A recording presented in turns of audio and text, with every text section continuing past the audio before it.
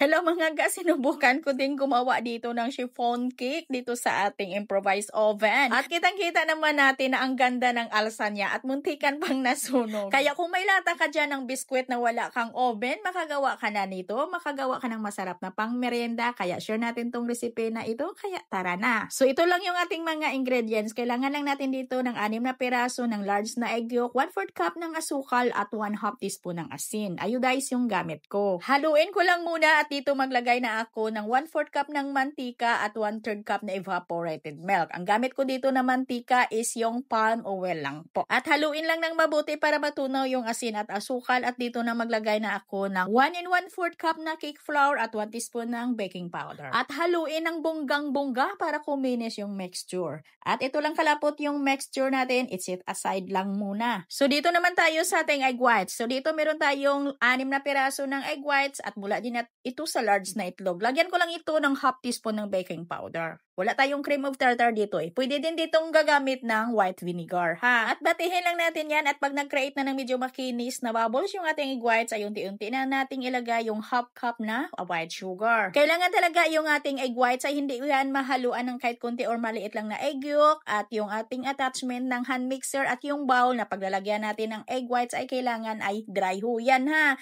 Para ay maganda talaga yung volume, yung alsa ng ating egg whites. At ang naubos na natin na paunti-unti sa paglagay yung ating puti na asukal, ay batihin lang natin ito ng mga ilan lang na minuto hanggang sa maging ganito na yung consistency ng ating egg whites na nasa medium stepex lang. And then ihalo na natin ito sa ating cake batter mixture pero hatiin lang muna natin ito. Haluin lang natin ito ng padahan-dahan until well combined. At pagkatapos ay pwede na nating ilagay lahat yung natira pa natin na mera.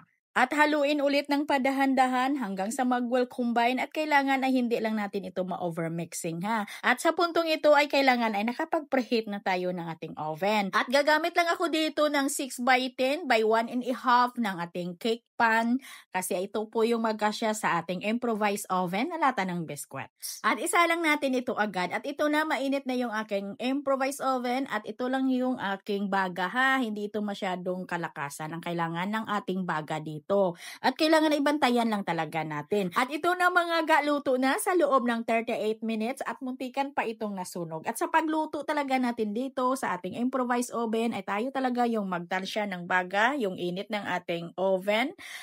Tayo talaga yung magtansya sa minuto. Kung ilang minutes po natin maluto. At pinalamig ko lang muna ito bago ko kuhanin sa kanyang molder para hindi din tayo mapaso. At walang problema yung medyo sunog sa ibabaw. Kuhanin lang natin yan. Script lang natin. O diba, kahit nasa probinsya lang tayo, kung marunong lang tayong magdiskarte, kung meron lang tayong lata ng biscuits, ay makagawa na tayo ng cake. Ay pwede talaga natin itong lagyan ng icing. Pwede tayo ditong gumawa ng boiled icing para pang design dito at pwede din gawin natin itong yimak cake. O diba? Solve na yung pang birthday kung may occasion man dyan o gawa ka na lang ng cake, mas makamura ka pa. At tingnan nyo naman yung texture, yung luto ng ating improvised oven at talaga namang hindi magpapatalo sa mga oven na yung mga electric.